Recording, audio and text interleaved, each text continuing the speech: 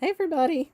So tell me, can you see that Saxon sampler right here or not? I'm not sure what you can see. Hey Sheila. Hey Rita. Hey Susan. Hey Cheryl. Hey JP.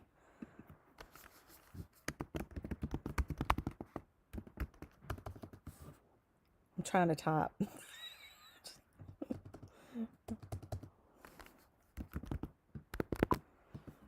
Hey Barbara. So can you guys see that sampler to my side? Hey Deborah. I don't know if you can see it or not. Hey B. Hey Robbie. Maybe you can't see it. It would be on the screen. Hey Cheryl. Oh, you can see it. Okay, great. All right, I'm going to leave it there for a few minutes. There's different ways to do it, and I wasn't sure if you could see it. Oh, let me turn my phone off.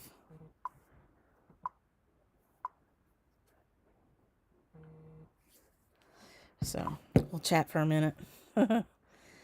So I'll tell you a little bit about that. That is the model for our Saxon sampler. I think I was telling you about it last week.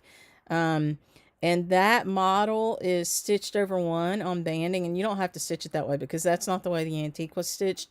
It was stitched over two. And the way that the antique was stitched, um, the ends of the banding, it was stitched selvage to selvage is what it was. It wasn't actually banding, it's selvage. And so it started at the top here, and there was a selvage here, and it went all the way down to the bottom, and then there was a selvage at the bottom. Now with the banding, the sides are finished, which is great. So we do have some of that banding. It's 27, 28 count, depending on the loom that day and how it was woven. There's a little bit of it online. I might be able to put some more up. I've got to check and see what I have. So if you want to stitch it over one on 28 count, and it's a sand color, that's what it'll look like. And Debbie Moore stitched that. So it's a really beautiful, beautiful model. And her snake is just perfect.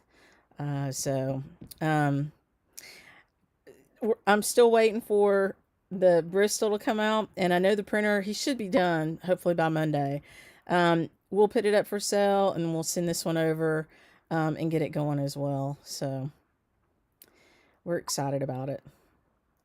And it's fun. And this is the one that we had in our newsletter in the beginning. We just didn't have all the pieces together. So you may already have it. If you do, that's great. Herschel's down here today, so he's a little bit distracting to me. I'm watching him.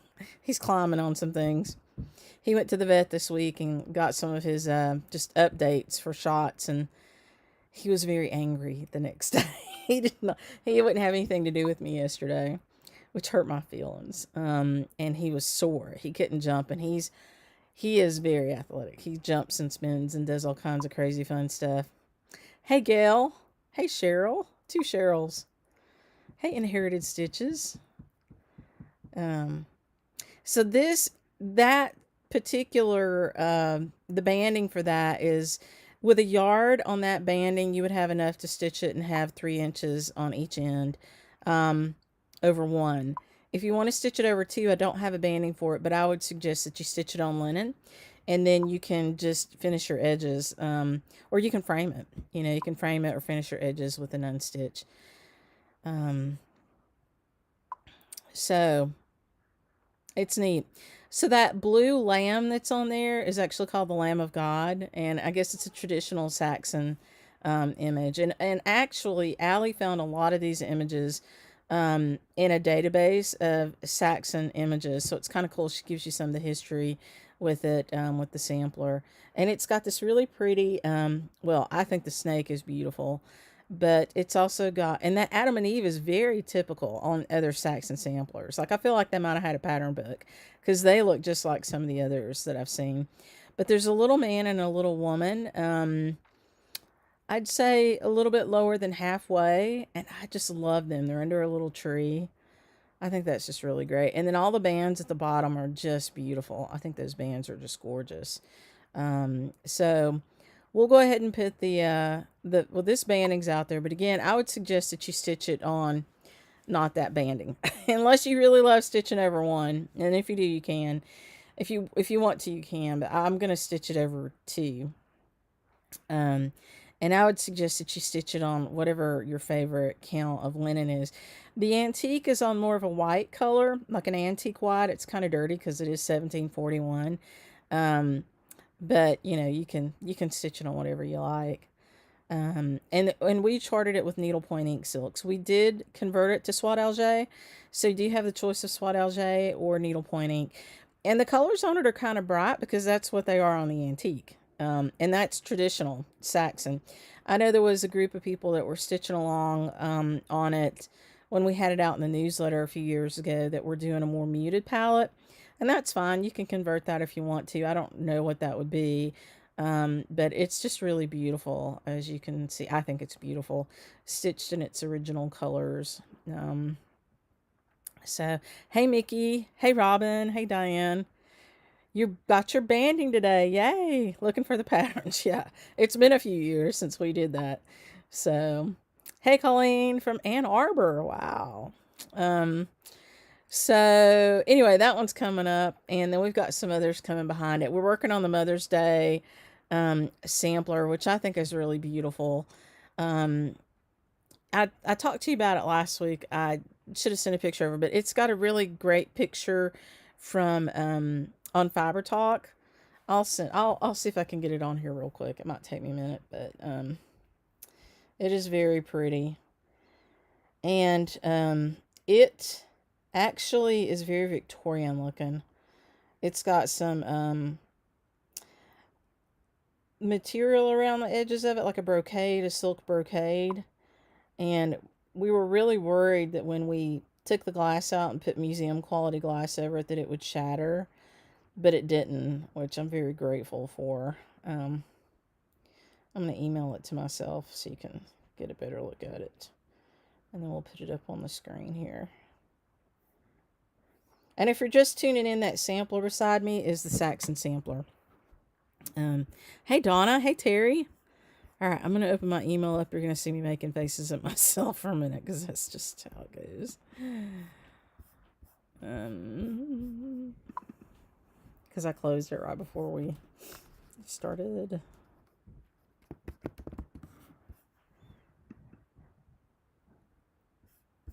Maybe it's down here open already. Let's see. It is. Okay. Let's see what we have here.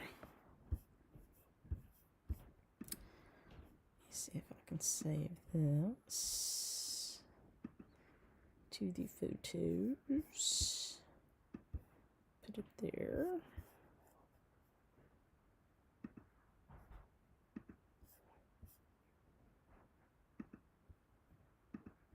Okay, let me get this little guy off. Here. Whew, makes a little noise. Put this one up for you. Oh, they took the whole thing. Okay, well, you get to see the whole thing for a minute. And I'll just show it to you. Can you see it? It's got that red pinkish silk brocade on it. Hey, Ken. I'll leave it full screen because then you can really see it. It's I think it's pretty. But this one is the one that we're going to put out for Mother's Day. And you can see it. The reason that I'm going to do that, it's got several verses that are things that you might have heard from your mom growing up that I definitely heard from mine. But favor is deceitful and beauty is vain, but a woman that feareth the Lord, she shall be praised. That's the first one. Yeah, it is pretty. Thank you. Well, I can't read the second one from here. I've got the antique down here too. You'd think I'd look at it. Pride goeth before destruction, and a haughty spirit before fall. Second one is something about wisdom. A soft answer turneth away wrath, but grievous words stir up anger. And the stitcher's name was Rebecca Waddell, and she was, I think, 1834. I just think it's beautiful. So many beautiful flowers. And the colors on it are gorgeous. And you can see, oh, we lost it there. Let me put it back up here. I want you to see the silk thing on it. You see over here on the edge of it, you can see the silk looks a little wrinkled. It's actually shattered. And silk will do that when it gets, older or something, it's just not aging well. Mostly it's age.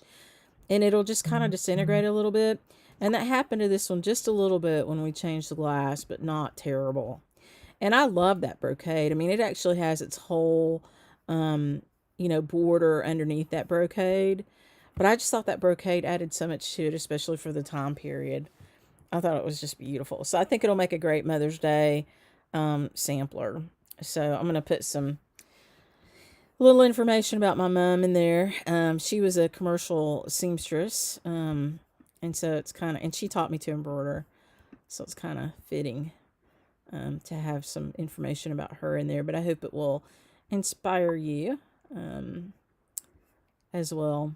I think it's pretty. And these leaves at the bottom there I just think those are just beautiful. I don't know what kind of plant that is. I don't know if any of you know. This is a honeysuckle vine. It's kind of faded out. You can't see it too well, but it's a honeysuckle vine. It's really beautiful. But these green leaves here on this, I just love. So I shall take that off for you, so you don't have to keep looking at that. Okay. So, yay. Hey, Kathleen. Hey, Kim. Hey, Michelle. And okay, so I want to show you. I think I showed you this before, and you guys can stitch. You get tired of me talking, but I want to show you. This is, again, and I know a few of you are signed up for this. This is a picture printed, so it's not the greatest, of the Susan Greening Davis class that we're doing in person in June. And I do think that eventually, we'll be able to do some online stuff for it. It goes on the back of this. And so you stitch that, and it fits on the back of this. You get to stitch something else right here, like your initial goes right here. And then also, Allie has hand woven a button, a beautiful linen, or actually maybe I think it's woven with pearl cotton button that will then close here with a ribbon. And so your sampler goes on the outside here, and it's small. And then you open it up, and you've got, little pockets. This has a pocket, and this has a pocket. And I can't remember if I showed you this last week or not, but I know I was talking about it with my hands and doing a very poor job. So I wanted to show it to you because there's a few spots left, not a ton. And this is the color palette for it. If I can do this without dropping all of these. So this is Russian tea cake underneath, which is what you're going to be stitching on. 37 count Russian tea cake. And then these are all of the silks, and they're all needlepoint ink silks. So it's just a beautiful, beautiful palette. So you can see how perfect it's going to go with this.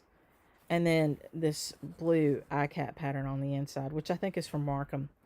So, and this is inspired by a Markham sampler. So this is the, it's not this, the colors aren't showing up good on this because we printed it, but this is the pattern. So you learn to do all the stitches on this that would be necessary to stitch the whole sampler. Because the whole sampler, we've charted it for Susan, and it'll be released soon. Maybe before the class.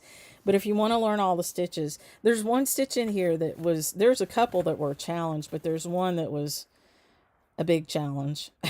So it was one I had never seen before, and we had to work on that. We had to work collectively with some friends on that to get that one charted, which is the great thing about the needlework community. You can do that. So if you can travel and you haven't signed up for that class, I will go out and get one of those spaces. And all you have to do is, you can't sign up for it online. You can print out the form online, or you can send me an email to sjsclasses@gmail.com. Or you can send it to Sassy Jack Stitchery. I'll try to look for it. But if you send it to sjsclasses@gmail.com, that's the email that we use for all of our classes. And just put in there that you're looking for the Susan Greening Davis June class, because it's in June. And I can tell you the dates so that you know whether or not you can come to it. Let me find that. And Susan might be online. I'm not sure if she's online tonight or not. Hey, Nanette. Are you home, Nanette? I hope you're home.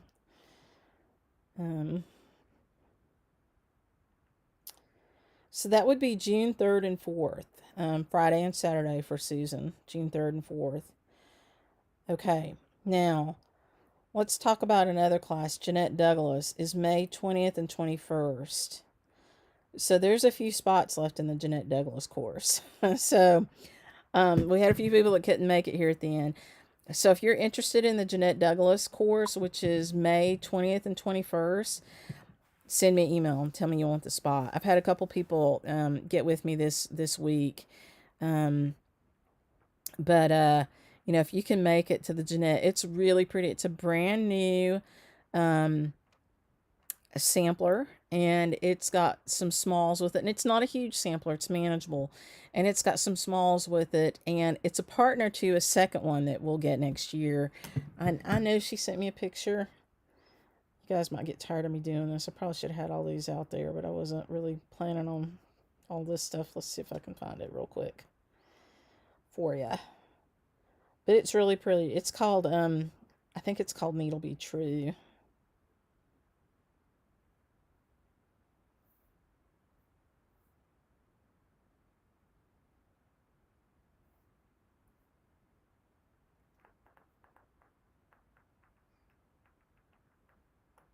Oh, it's on a different one. Oh, here comes Herschel. Hey, buddy. You coming up? I might have a little partner here in a minute. He's deciding if he can make it. Here he is. Oh, don't step on keys. Oh, my goodness. Sorry about that. You might have got a little comment from Mr. Herschel. Oh, come here, buddy. Say hey. Hey, everybody. Say hey. He's going to get down. Oh, he's a good fella. Let's see. All right, let me take a look here.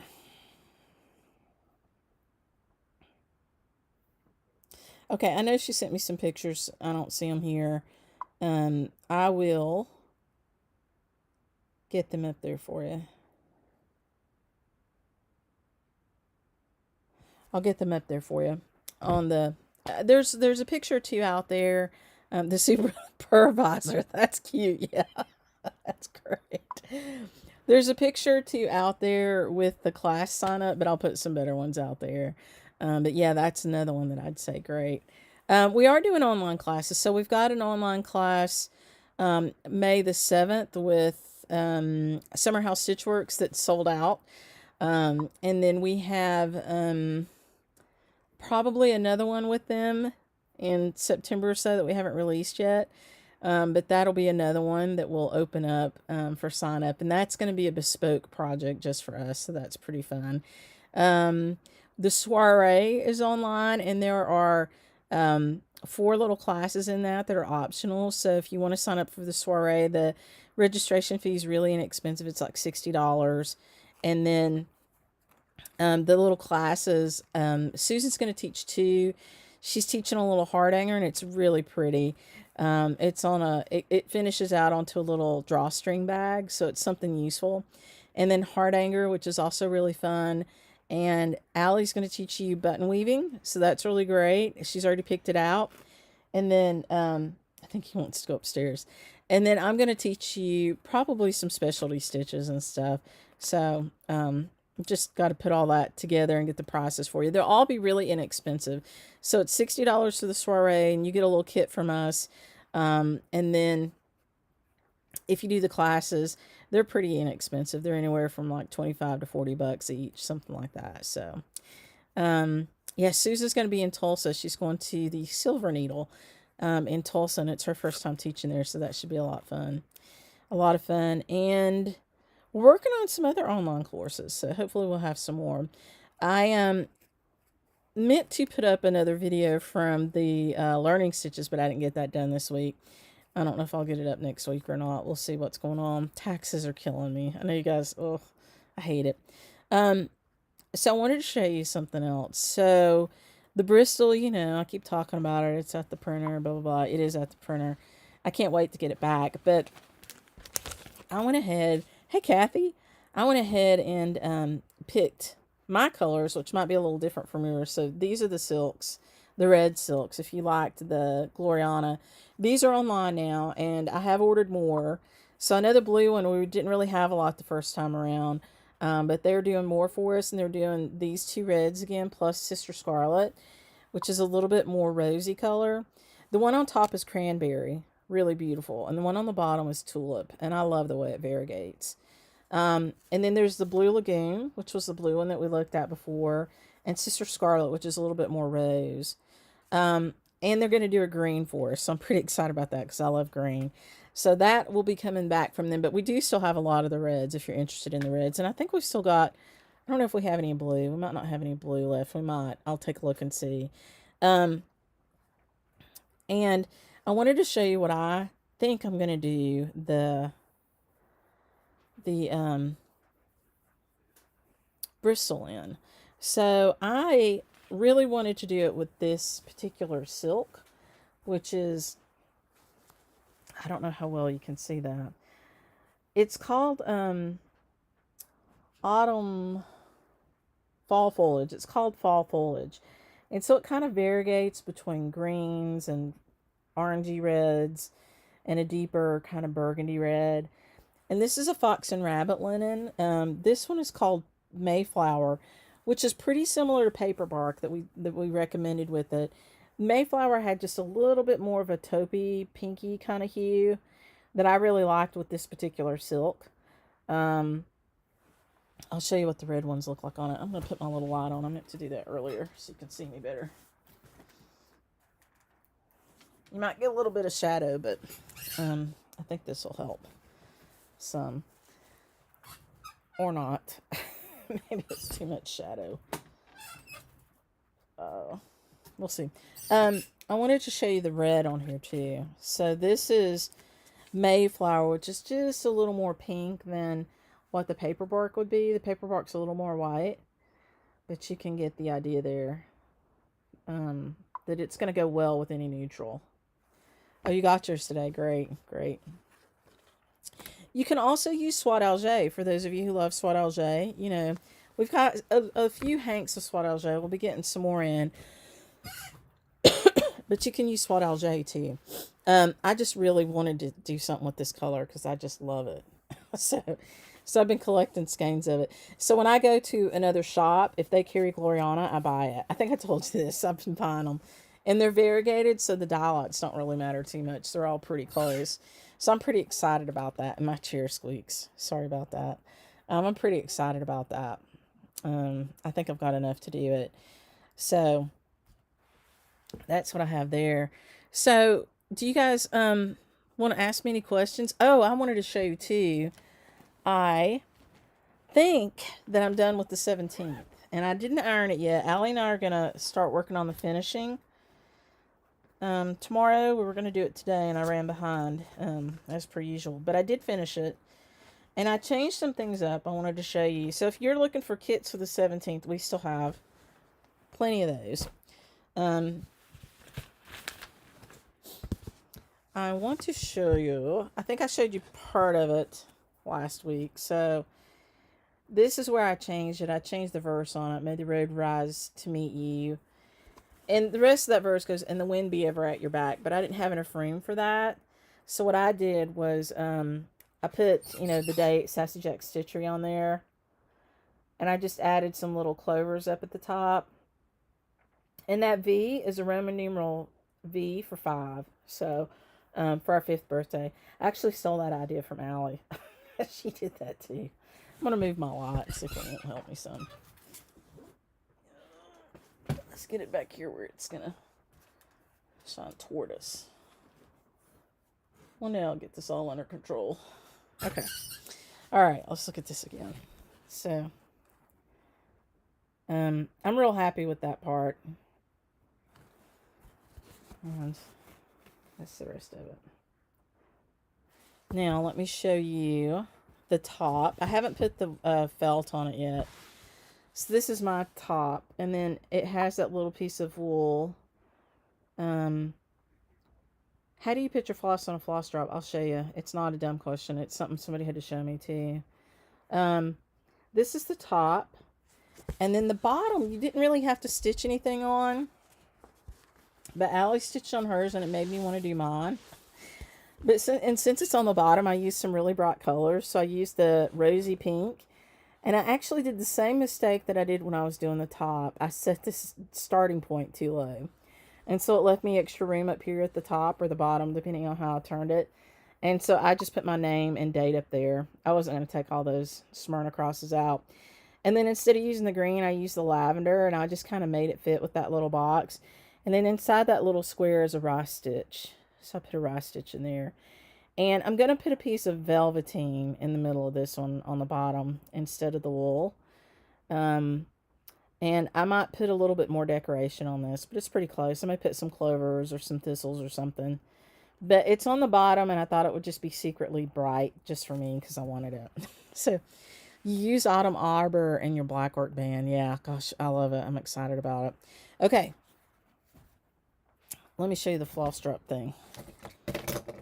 I'm going to make a floss drop here real quick because I didn't bring one over. But I happen to have a hole punch. And so if you ever wanted to make your own floss drops, this is what you would do. You just get a hole punch that has like a, I think this one is like, it's not a full inch. It's something like 5/8. And this is how we made the floss drops for these, because we actually made these. You can see it's plenty big enough. So I just punched a hole in a card, and a lot of people are doing it with business cards or, you know, whatever. They're getting things printed on there that are custom and making their own floss drops. And you can order business cards. You can just upload an image, and you can do that on Vistaprint, or you can do it on Moo, M-O-O, or any place else that does business cards. So if you have some floss, and this is silk, it would work the same. This one is in a big loop already, but you can do it to where it's, you know, like this, or you could do it with this loop. And maybe I'll show you this one so it'll be easier to see. So, see that loop? There's 2 ways to do this. I'm probably going to do it wrong. Somebody can tell me. You take your thread, and I'm going to cut this at the bottom because I want you to see how it will work when it's done correctly. See if I do it right. You can put it on there 2 ways. Either way it works on the floss drop, but one way you can pull off. Okay, so I'll show you what I did with that Gloriana. I just cut the knot out. Some people will unwind it and save that, but it gets pretty kinky. And I don't like my silk to be that kinked up at the bottom. So now I'll just have a big set of strands.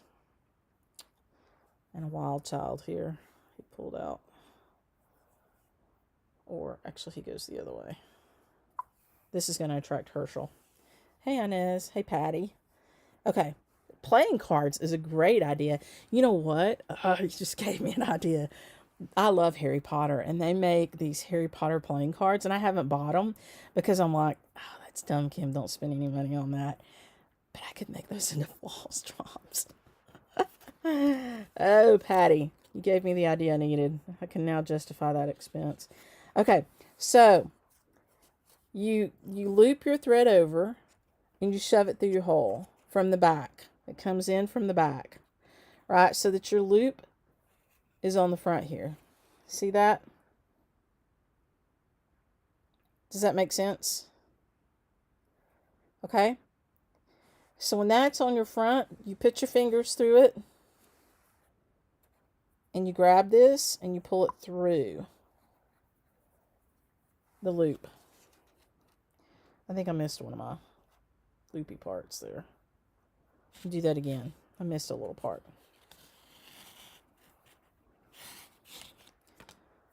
Okay. I'm going to fold it in half so it's not so long.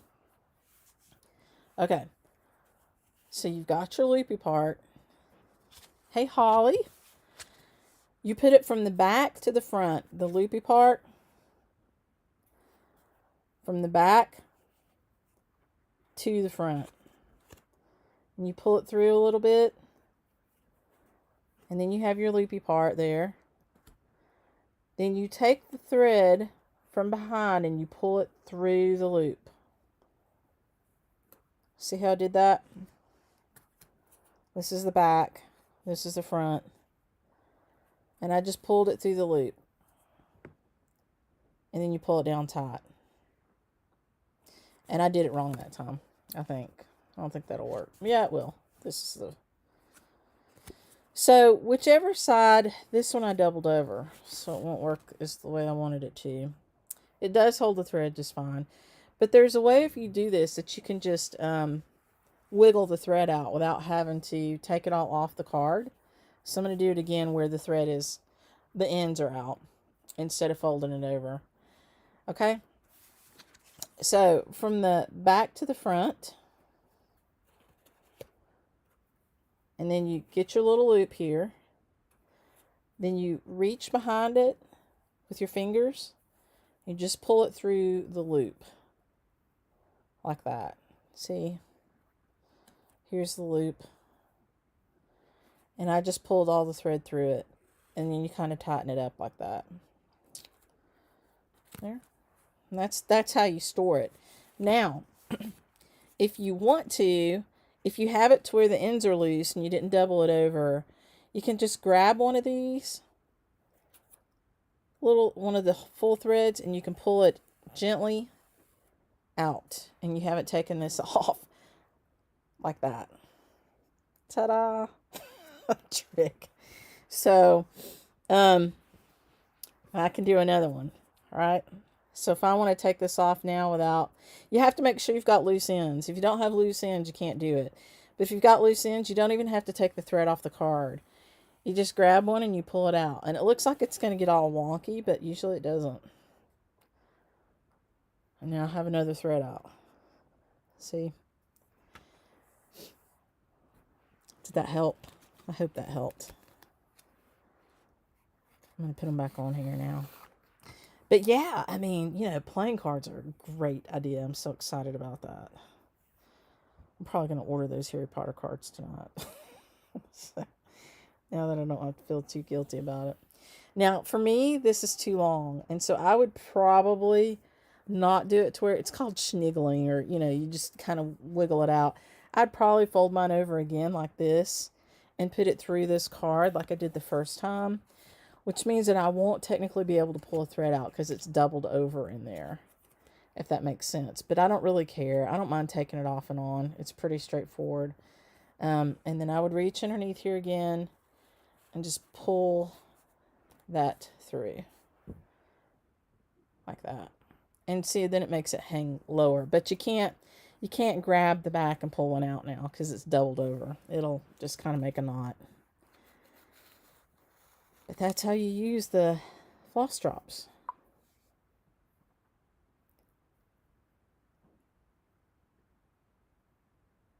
Yeah, we'll definitely be open in May. I don't think we'll be open in April.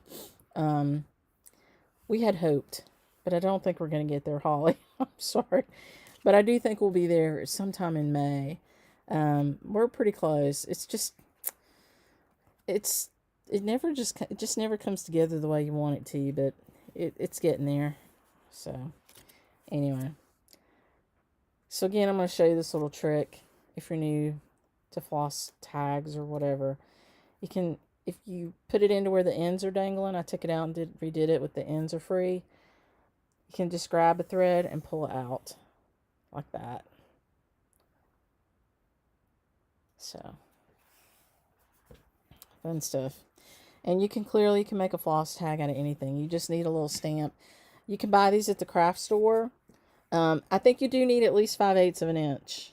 Otherwise, you're not going to have a big enough hole. If you're just using tiny little pieces of thread, you can use a small hole. Like sometimes when we're kidding for classes, if we've just got like, you know, 2 threads or 3 threads in there, you know, or 3 strands of a thread, which this will be a strand. The individual pieces of the thread are plies. So if I pulled this apart and pulled out 1 or 2, that's a ply. If you just got a couple threads, you can put it in a regular paper hole punch size hole, which I think is 1/4 of an inch. But for, you know, floss cards or anything bigger than that, at least 5/8 of an inch. And that's a good size. I think if you go up to an inch, it's really too big. And you can see even on this hank. Now on the hanks, we did not double it over. We put it through and then we twisted it. And we took a little end piece and we just made a really loose little tie on it.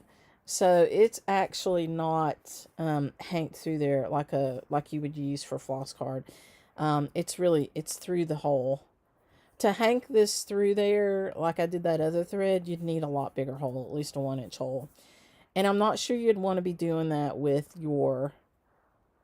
this much thread back and forth through there all the time. I think if it were me, I would take this off, or I would leave it like this twisted. You know, it's just a lot of thread to be going back and forth through that hole.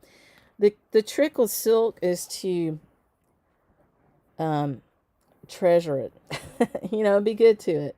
So you don't want to make it get fuzzy. And the more friction there is on this, going through the eye of a needle or over paper or something like that, the more you are likely to make it fuzz. There's a cat in here. He's now distracting things.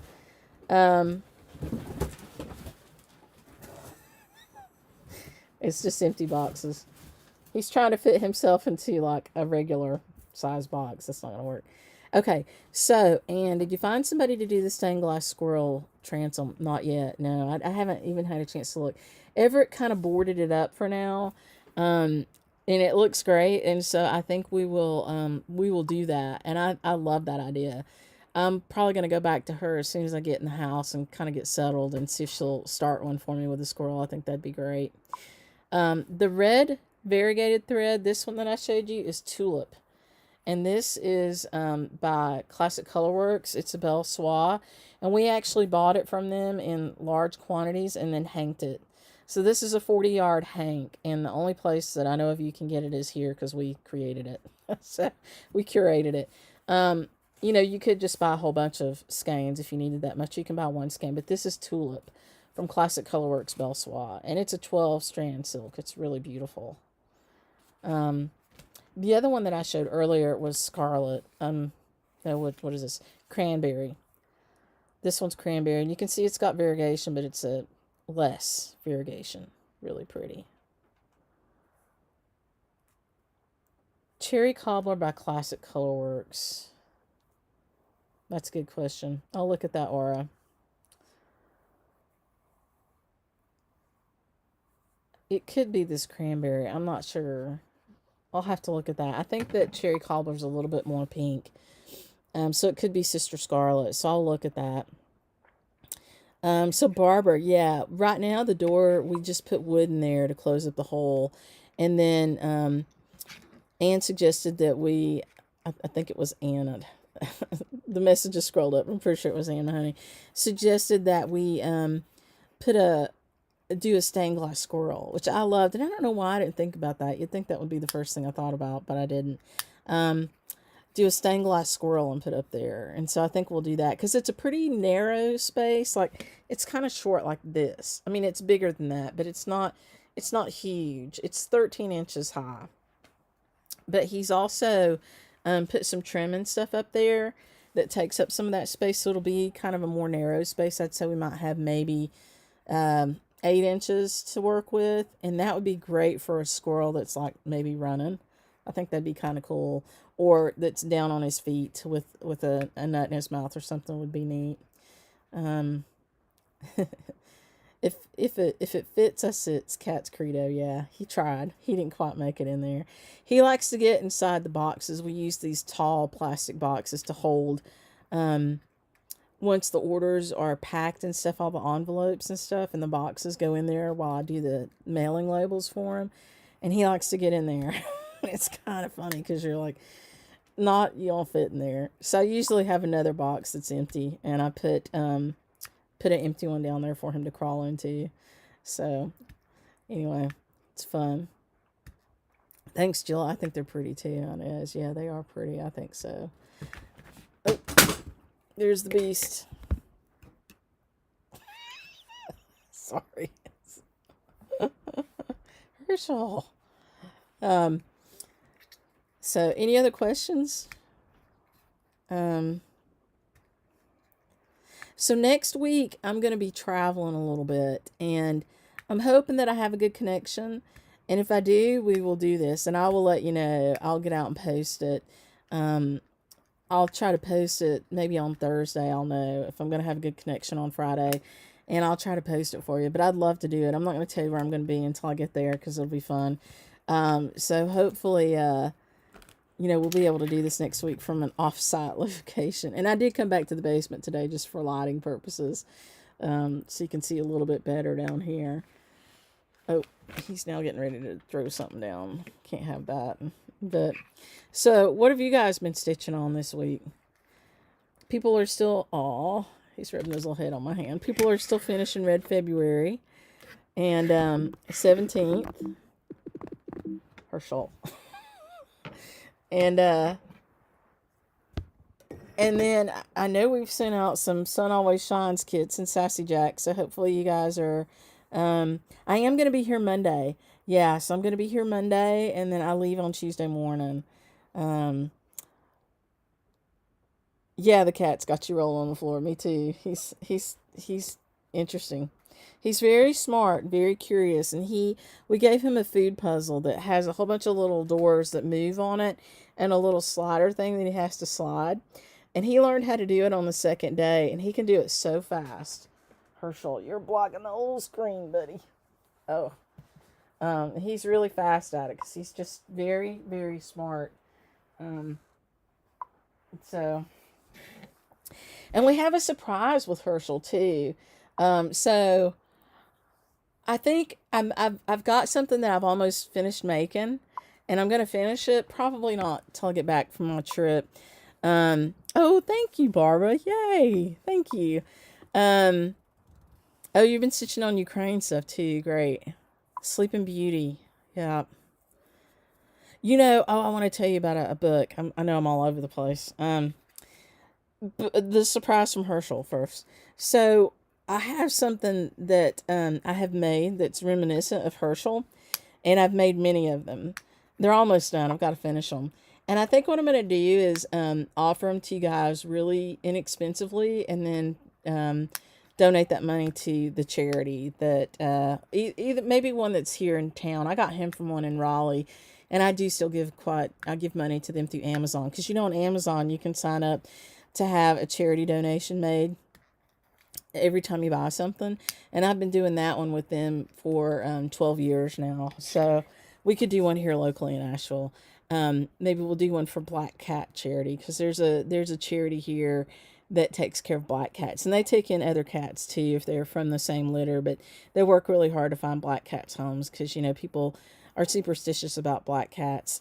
Oh, I saw that Threadworks Primitives American Eagle. That's really pretty. You started Land That I Love, maybe? Is that what that is? Nancy. So I want to tell you about this Disney book. I don't have it. I saw it online and ordered it like off Amazon or something. And I may try to get it into the shop, but when we get open back up. But it is all the Disney princesses, and it's a beautiful book. And so if you like Disney, I would go out to maybe a local shop near you has it, but it's all the Disney princesses, and it's cross stitch. And they're easy and they're beautiful, and each one has a princess. All the princesses are in there. So you have a picture of the princess, a stitched chart for the princess, and then you have their little motto, beside it, that you could just stitch by itself. So really cool. So if you like Disney, just search for Disney Princesses cross stitch, and maybe that'll pop up. And if not, I'll try to go out and put a link under the description here for it. I don't have it, but I'll get it eventually. A Mirabilia. I have not done a Mirabilia yet. I really want to do, there's a freebie Mirabilia that's a bee, and I really want to do that one. And then Harriet Goddard. I think I do own that, Liz. I haven't started it. A newsletter about info on the classes that we have.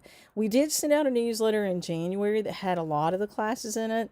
I don't know if they were all in there, but they are on our website. So if you go to our website to workshops, there's two sections. There's one for virtual classes and one for in-person classes, and everything that we've opened up so far are there. Yeah, Land That I Love. I thought that's what you meant, Nancy. So everything that we have opened right now is there, and pretty much everything has spaces in it, and there's a few more that we're going to open up. So an old-fashioned paper doll dress book, that would be beautiful. And yeah, that's another beautiful one. really pretty. There's so many things I want to stitch right now. I just got in the mail today the limited edition Plum Street. I think it's called This Happy Morning or something like that, from Country Stitches. And I want to start it. It's got the big red barn on it. And I just don't need to start another thing except for the Bristol. Um, so I really want to start that. That's really pretty. And they do still have kits of that. It's limited. It's exclusive to them. So if you want that one, you have to get it from Country Stitchers. But it's really, really pretty. It's a great big red quilt barn. And, oh, you're in Black Mountain. Yay. And you can do it on black linen, or you can do it on something else. And so, of course, I'm stitching it. I wanted to stitch it on black. Yay, Glenda, welcome. Way to be local. That's fantastic. So, anyway, I'm rambling now. I'm trying to hit all the questions. So, what else? I can tell you a little bit about what the exclusive is going to be for September with Beth Sill from Summerhouse Stitchworks. I might have mentioned it before, but it is a coverlet. It's an Appalachian coverlet design, so I'm pretty excited. You know, she's been doing these coverlet series, and I asked her to do one for Appalachia that we could have exclusive to the shop. So I'm excited about that. So she's going to do that. So I have something to drink here. My throat's getting dry.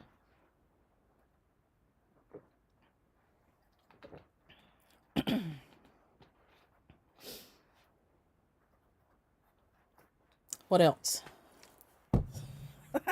I did not bring a lot to talk about tonight. Usually I've got too much. The lamp fell over. I wonder how that happened. I think Herschel might have had something to do with that. So we got all of our Swat of Paris is online, although I don't like the pictures. We're going to have to go take some good pictures. We do have the full line of Swat Goblin, but I don't think it's online yet. And trying to think what else is fun. We have linen thread from which I love. I watched Lindy Stitches. Stephanie Webb of Lindy Stitches did a tutorial on lacing today, and I usually do it a different way from what she showed, but I might try her way and see if I don't like it. But she used in her video, she used sulky thread, which is a pearl number 12. And she talked about using an upholstery thread, which I know Vonna uses upholstery thread. I usually use linen thread because I like it. You do kind of have to wax it, but I love it. I love the fact that it's linen thread and you're lacing linen or Aida with it. I like that it's natural. Oh, you know, the thing about doing this stuff with Fiber Talk, hey Aggie, is that you don't get to hear it before he posts it. And I feel like I must have just rambled a lot. So I hope it's okay. I hope I don't come off sounding cringy. I don't know, you know, because we talked a lot about the shop and what it was like during the pandemic and when we opened it and what happened and blah, blah, blah. And, you know, we hit a lot of different bases. And when you finish up a interview like that, you're always sitting there second guessing. You don't even remember most of what you said. You know, you remember parts of it. And you're always like, gosh, I hope I didn't say something dumb. You know? But it's too late. So it's going to be on there. So I hope you enjoy it. I do. I was real honest in it. You know, I talked about what some of the challenges with the pandemic were. And I was real honest. And I did that because I listened to a show about entrepreneurship. I think it's called How I Started This or something like that. And my doctor actually told me about it. My personal care physician mentioned it to me when I first started going to him because he knew I was opening up a new business. And it's just really interesting. And it's all kinds of brands that you would already know about. And it's the owners or the people who founded it, like Ben and Jerry's was on there. You know, I mean, it's anything you could think about in all different industries. And they talk about how they started their business, and they're really, really open and honest about their challenges and what they did and what was right and what was wrong. You know, and some people lost their businesses, not during the pandemic, but just because of bad decisions that they made about, who they partnered with or what they did, and I like listening to that because it um, helps me understand that there's, lots of different paths you can take, and that you can make mistakes and still survive in a business. Some you can't, and so I listen to that a lot, and it's very helpful to me when they're very honest, about what they did that was good and what they did that wasn't. And so when he asked me about the business and how we navigated through the pandemic, I was pretty brutally honest because I wanted people to know, because it's always good to know. You never know if you're going to be in your own business, or your family has a business, or your partner has a business, you know, what might help, and what didn't, or what worked for somebody else. So we didn't get into that tons and tons. A lot of it was just fun talk about things that are coming up and stuff. But and you don't have to prod me much to get me to talk, so I don't know how many questions I actually got to ask versus me just rambling on. um but there's some older fiber talks with me, and it would be fun to listen to the first one that we did about the business, which was, it was in 2017. It was right after we opened. I think it was toward the end of the year of 2017. It may have been early 2018, but we were brand new, and it was fun. I like listening to that one because I was very enthusiastic, and I was still fresh off my corporate job, and you can hear it in my voice. Like my accent is not as thick, and I was just fresh out of my corporate arena, and it's fun to listen to that now, and evaluate where I am since then, and I'm really happy with where I am. I don't mind having left that world behind at all. um, so anyway, that should be fun, and I appreciate you looking forward to listening to it. Um, what else? So you unwind your thread first. Yeah, okay. So yeah, it's really early, and I've done one or two since then too, Kathy. Um, you do. So it depends on what thread you've got, Gail. You have to have it where it's in strands. And so if it were like if it comes like this, then you do have to unwind that to put it through the hole. Um if it's floss off of if it's DMC, you could just shove it in there, but you'd have to take it out every time. Like it almost has to be, it doesn't have to be pre-cut, but it really works better if it's cut on the ends. If they're not cut on the ends, and I don't always put my silk on cards, I like floss away bags, which I don't have one of those in front of me. But they're like a snack size Ziploc. And if you don't have a floss away bag, you can use a little snack size Ziploc, and I've used tons of those. And a lot of times, if I've got silks or threads that are delicate or things on spools, I will put them in the floss away bag and punch a hole in the corner if it doesn't have one, and put that on the ring.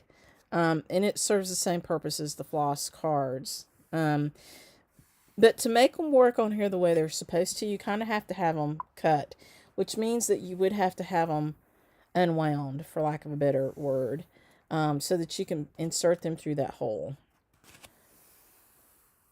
Yeah, Patty likes floss away. Good, I'm glad it helped. Um, and I do both. And so if I've got a project that I'm working on, like I just kitted out a few weeks ago, I showed you guys that little kit that I got in needlepoint stuff that I was so thrilled about because it had so many beautiful things in it. Um, yeah, I do store my silk and floss away bags. I put all of that stuff in floss away bags, and I wrote on the outside what it was. And so it was a whole bunch of different kinds of silk, and there were Gloriana, and there was Belle Soie, and there was needlepoint ink. And I just dropped each one with its card into the flossaway bag and wrote on the front what it was. And that has a hole in it. And I put all those on a ring. Um, and that way, they're all together for the kitting. And I can just flip through there. But I don't have to really worry about, taking them on and off of a card. I If I'm stitching a project, I might put silks on a card. I'm much more likely to put silks in a floss away bag. Um, just because I like to treat them better. So, and I know it's cringy to watch me sit here and handle my silks. I do, but I'm not making them fuzz by rubbing them like this. Rubbing them back and forth across this sharp edge of this card, if I did that a lot, they would fuzz up, and that's what you don't want with your silks. You don't want them to be fuzzy. Yeah, Robin uses them too. A lot of people do use floss away bags.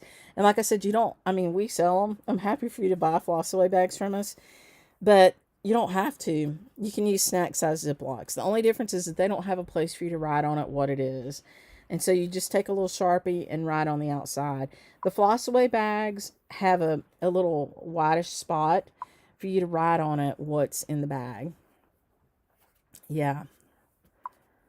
The store you went to had the bags, so you bought those. Yep. DMC, typical thread length, and cut the loops on both ends before pulling it into the floss strap. Yes. Okay, so Terry just described on there kind of what I was talking about with pulling, a strand at a time. So just like this little skein of thread, your DMC will come like that. And I don't know if you remember when I undid it and then I clipped it at the end. You can do that with DMC too.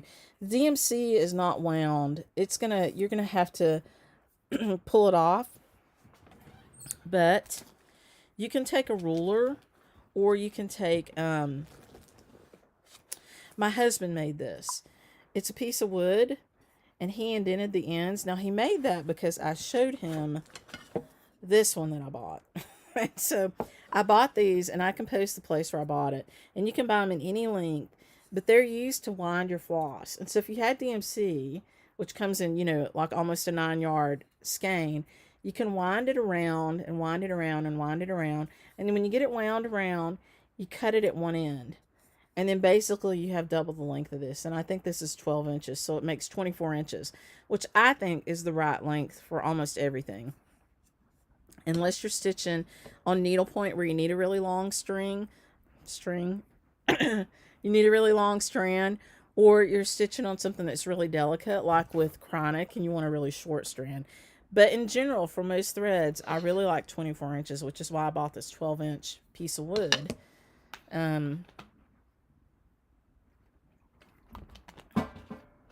I'll post you the link where you can find those. They were really inexpensive, but you can also make your own. This one's long. This one is 18 inches because I wanted a 36-inch thread. And so by winding around something that's 18 inches and cutting it here, I would have gotten 36 inches. That's too long really to use for most stuff, but a lot of pre-cut things are 36 inches. But you can take a 12-inch ruler and you can just wrap around it if you can, make sure you're not going to have it slide off the end. And then cut the end when you get to the end, or wrap it till the end and then cut one side right here, and then you've got 24 inches in length, and that's a great length. So what Terry said is that she pre-cuts her DMC and then she puts it into the floss card like that. You would do the same thing, with like Anchor or something else like that, and then or Cosmo, and put it in your floss card. And then she says she takes a needle and wiggles out one strand. So that's kind of the same thing I was doing by pulling it. So you can take your needle and get underneath one strand of DMC and just pull it out, and it comes right out. So, same thing. Yeah, Colleen, I think that's who I bought it from, was the folks in Kentucky. How do you store your spools like sulky? So, they make this box for it. It's a clear plastic box, and if you have a bunch of them, you can store it in there. That's a lot. If you're stitching with it, I actually put them in the bags. I put them in the floss away bags again. Now, I will tell you something I've been working on. I don't have it over here. But I have a wooden box that I got when I bought a stand. And actually my friend gave me the stand. And I kept the box. And so I painted the box, and I'm going to put some things in there, and I'm going to keep a kit in there. But tins also work for that. So if you've got like I've got one tin that I got cookies in that's about this thick, and it's square, so it's the perfect size. If you've got something like that you can put your spools into, I think that's great. If you want it to look really pretty, you can go to the Container Store and you can buy some little plastic, like lipstick bins, and they'll fit right in there. Your spools will. And then you have all the ones for your project that you're stitching on right there. Um, I talked to my husband about taking one of those sticks that I was showing you, this thicker one, which is actually some flooring wood that we cut down.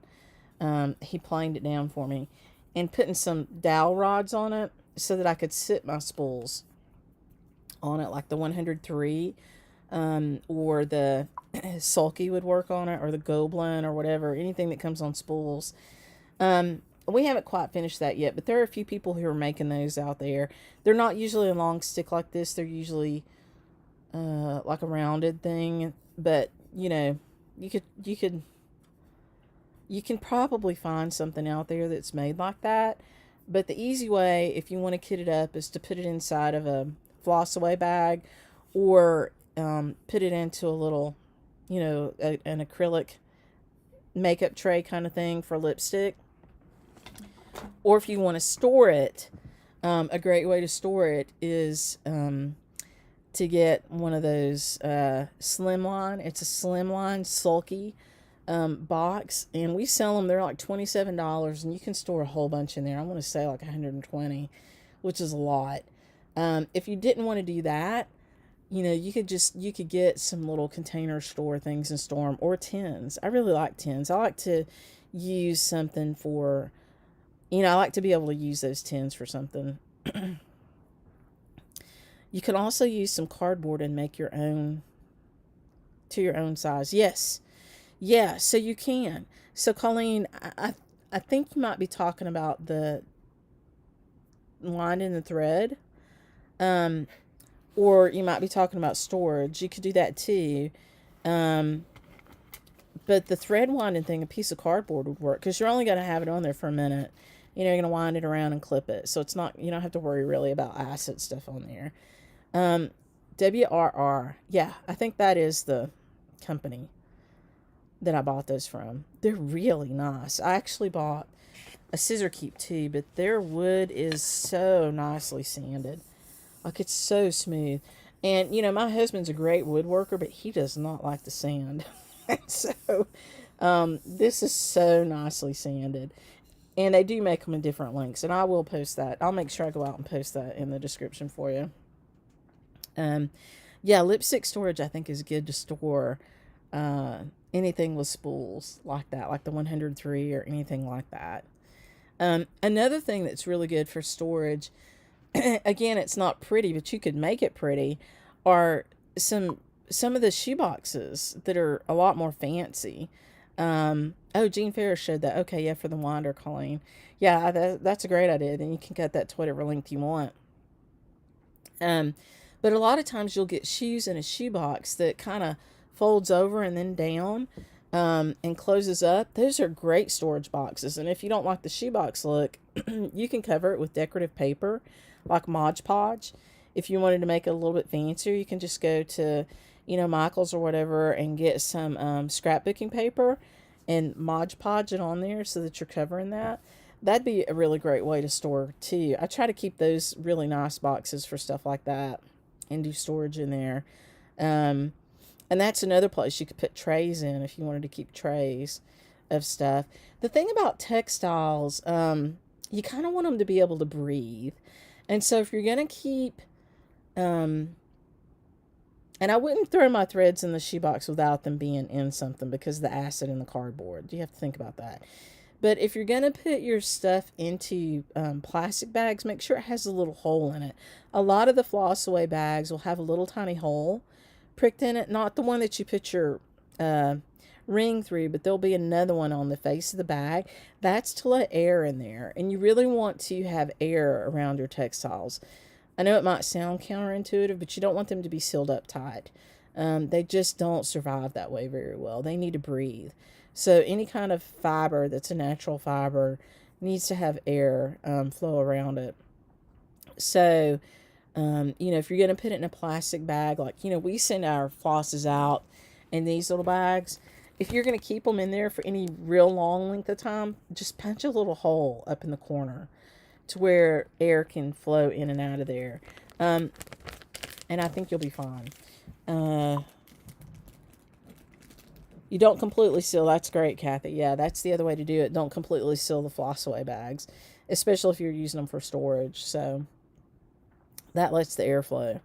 There's 2 different brands of them, and I forget what. There's one that's called Floss Away and one that's called something else. One of them has a little hole in it, and one of them doesn't. But that's the other way to do it. It's just don't completely seal them, and then you'll have the airflow around it. What else? It's a nice night of rambling.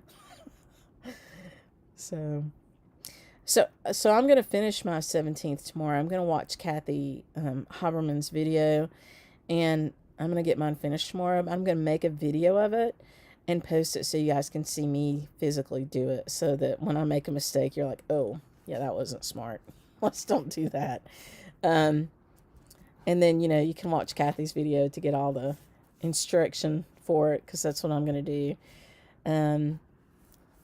Anything else that's burning on somebody's mind? I have to wait a minute because there's a little slight delay on here. Well, I will say that, hopefully I'll be on next week, but I will let you know on Thursday.